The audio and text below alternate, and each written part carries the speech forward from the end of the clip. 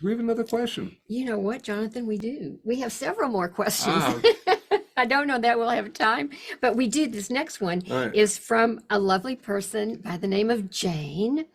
And she would like to know, and this is a great question. All right. What is the best way to encode intention?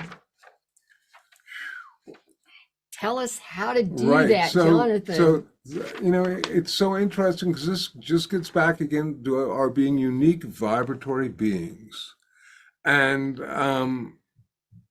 we had a wonderful way of encoding intent when we just did the heart brain coherence, a great way of putting intention on there.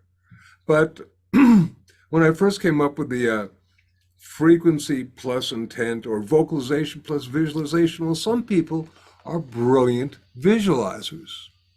They are, they're great. They can see it and they can put it on the sound.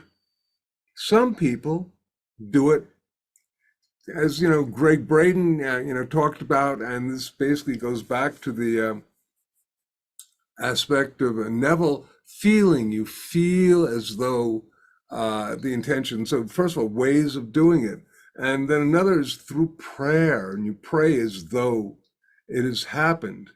And so you can work with appreciation or gratitude. One time a while ago, and I read this, and I don't think it's 100%. It was just a thought. So this is another thought. Was that best way to encode intent when you are doing a sound is on the still point between the in-breath and the out-breath. I don't believe that's 100%. I think that's an okay thing to kind of believe, but I think that we have a million different ways of doing things. And what works for you, and you'll know it because you can feel it.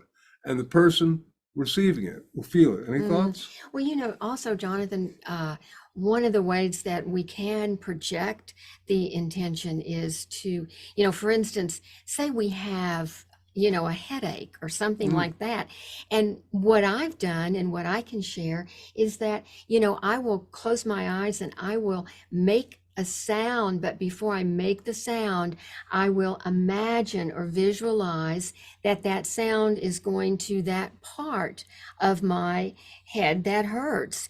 And so I think too that we can, encode our thoughts and then put it, then sound, right, and put it, it's not let it, necessarily a time. It doesn't. I was giving a thought yeah. about the on the in breath, and I never bought that as 100%. I thought it was an okay Oh, technique, it's a but just way, it's it's a a way. way, it's a way. But indeed, um, trying to, or not trying to, but having the intention. And then as we're making the sound, you can be on the in breath, the out breath, and the sound Mm-hmm, itself. You can visualize it, you mm-hmm, can imagine it, you can visualize it, you can feel it, you mm-hmm. can like just knock it out with gratitude and appreciation. So there are all these different Yeah. ways. One can go on, but just things to try. So last thing I wanted to suggest, when we're working with sound and intentionality, you can take any intention, probably, and put it on any sound,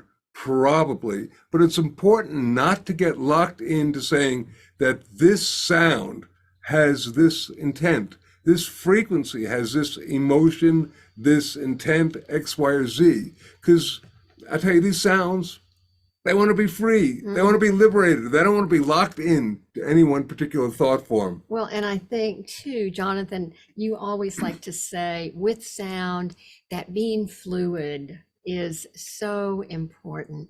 And so just, I hope that everyone, I want to just reiterate your wonderful formula: frequency plus intent equals healing.